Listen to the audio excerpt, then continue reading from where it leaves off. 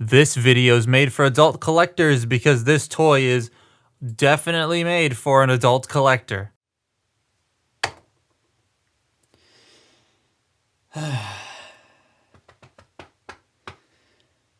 Okay, here goes.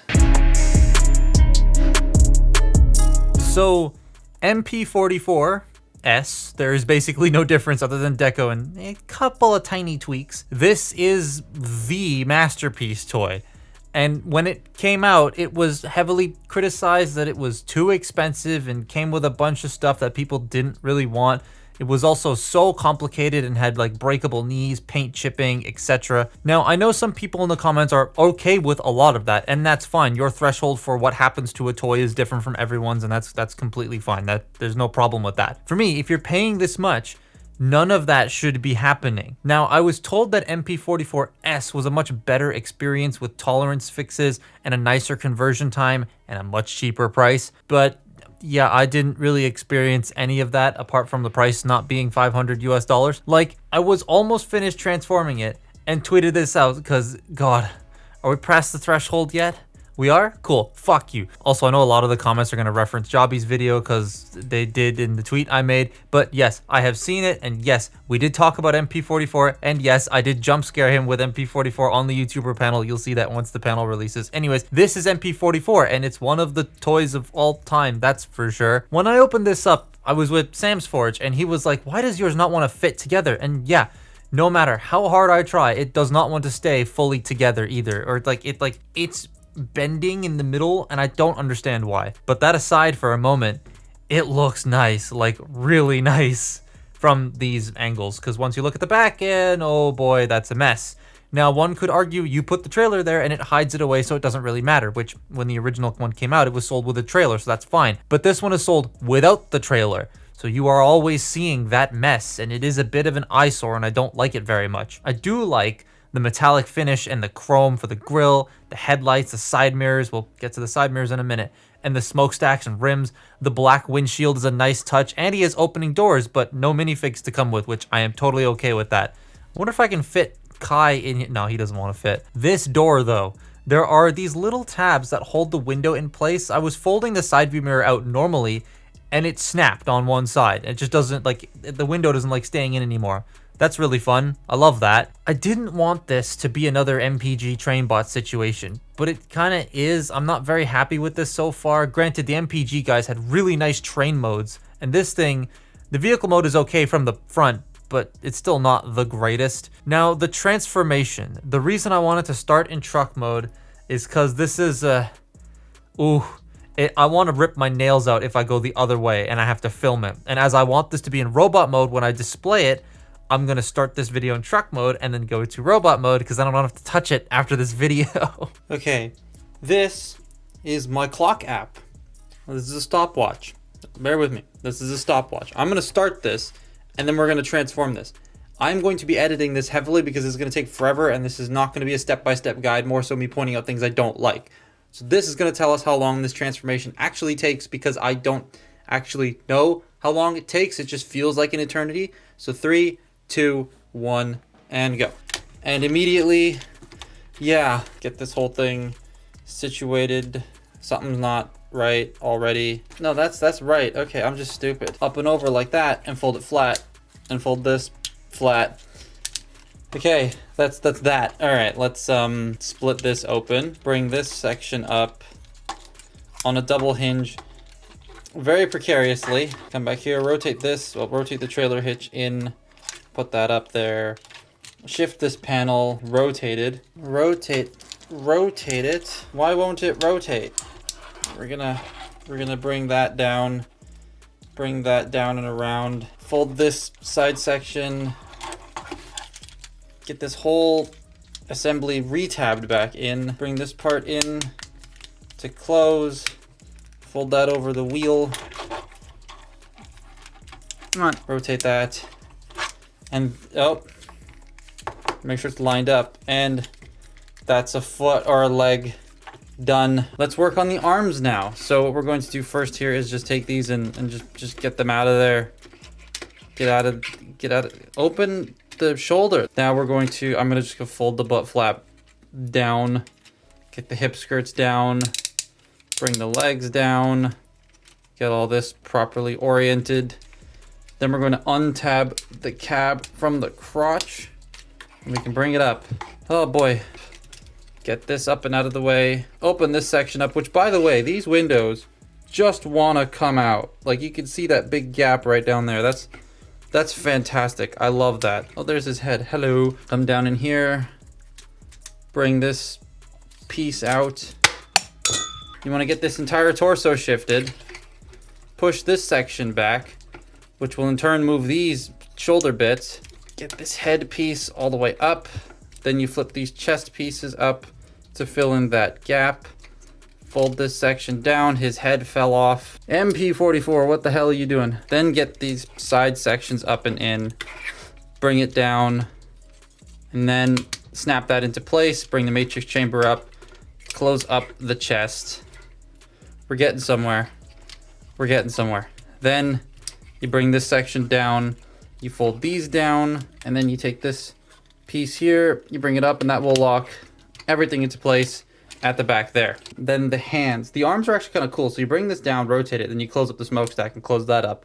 And then you open this section up, bring this around, and the hand just sort of rotates out, and then you open this up and that sort of fills in that gap there. This is extremely loose. But that's very cool how that order of operations works. I quite dig that. And I'm very surprised that his actual ball joint didn't come off on his head, because this is like, it's so incredibly loose and wobbly. Sometimes it just comes off. But then I'm gonna tilt the head up a little bit, straighten out the legs, because he's sitting at an angle, because he always likes sitting at an angle. We did it. MP-44 done. I'm gonna stop the timer. Oh, that's an unfortunate time. We're gonna speed it up a little bit. There we go. 9 minutes and 12 seconds. Not terrible, not horrible. That didn't take as long as I was expecting it to. But yeah, this is just, it's complicated. I think what makes this engineering even more unforgivable nowadays is the fact that we now have 86 prime to like show you how much more refined that can feel. But the only way they were able to do that was to learn from MP-44, so that makes sense. But after that grueling transformation, I can't lie, this looks fantastic. The base G1 Prime design warps a lot of the truck bits, and doing like all of this and then looking accurate isn't exactly the easiest thing. And did they do it the best here? No. But it looks spot on, that transformation though. Ugh. I love the paint and the colors, the dark blue and the silver with the bits of chrome and the bright yellow. You get stickers, but Takara stickers are kind of so I didn't put them on. Now, I'm okay with the backpack, but that's because I understood the reason of its inclusion last time. Electronics. It had a battery pack and electronics in it for the Peter Cullen voice lines. This removes the electronics because that makes it cheaper, but they didn't shrink the back at all. He does come with some stuff, a gun, an axe, blast effect. So I'm trying to get this guy into a pose for this next shot because I want to show the blast effect. But every time I do, this friggin' arm, I swear to God, it's so, oh, and there goes the gun. The gun is way too heavy for this. Get in. The gun's way too heavy for the arm. And like the legs just feel really, oh, there goes that knee again. It keeps doing this. Oh, there that goes. Okay. Look.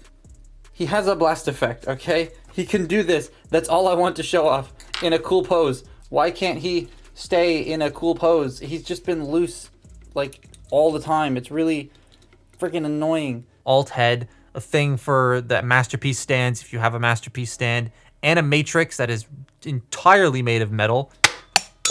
The base head also was busted out of the box. It, like, the antenna is just warped. I love that. It also, as I've mentioned before, likes to just come right off. But with the accessories, he does look really good in motion because they gave it a balls to the walls articulation set to go with that balls to the walls transformation. Also, he doesn't feel super stable when picking him up. Shaking him is the best way I can exemplify this to you, but the legs and the hips and the play and the ratchets doesn't feel nice. So the articulation is like really good on this thing. It's very good. However, the way they do the joints is what's weird and off-putting. Like the upper body is pretty similar to this guy, but the lower body is where it starts doing some very strange things that don't quite make sense. Like you could have done things a little bit differently. And this guy tries to emulate that a little bit in the hip section, but this does it a little bit better. So start with the head is on a very loose, very wobbly ball joint. He can look up that far. He can't look down, but you have a hinge there so he can actually look down. You have your tilt, and then it comes off way too easily.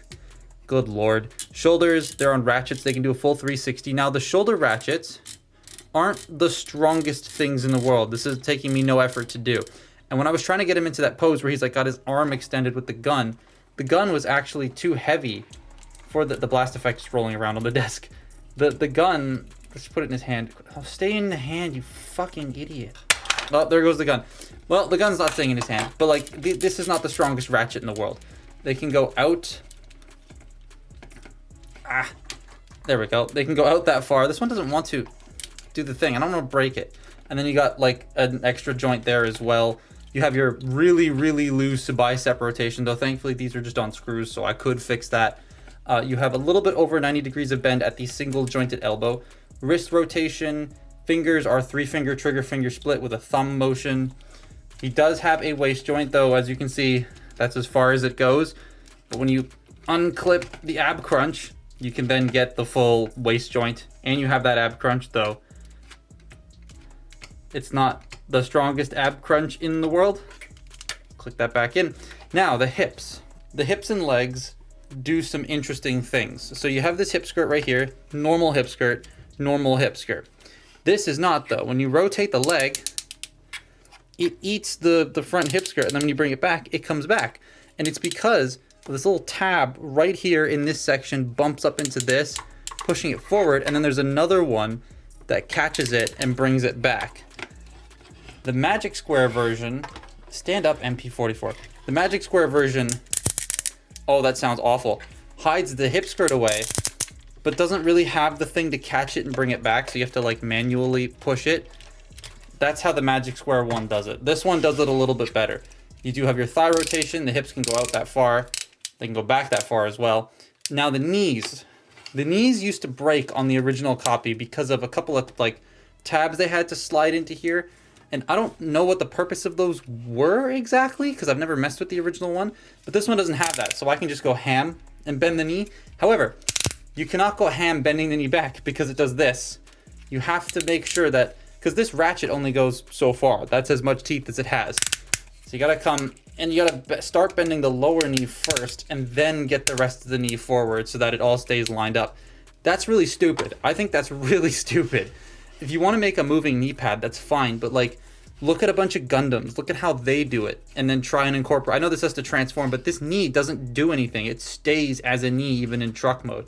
So this is just like a weird way of doing it. Ah, there we go. I got it. And then the feet can go down, they can go up. He does have a toe bend, which also moves the heel, and he has a heel bend, and you have a crazy ankle pivot. So he's got the articulation. The leg is coming apart, whatever. He has the articulation you'd want, but it's very awkward and not fun to like try and mess with. It's weird. I haven't had fun messing with this thing, and like, I thought this was okay, but this is just a little bit more finicky and a little bit more fragile feeling than Magic Squares, and hell, even this. So yeah. So no, don't recommend it. Especially now that we have the new MPG one coming out. Yes, this is more cartoon accurate, but it's not fun and it feels brittle for more money. Granted, the new one, we have no clue how that's going to feel in terms of price and quality when it releases, but for what you get and the price you're paying, it's already a better deal. But that's my look at MP-44s. Follow me on Twitter and Instagram, and I will see you next time. Bye-bye.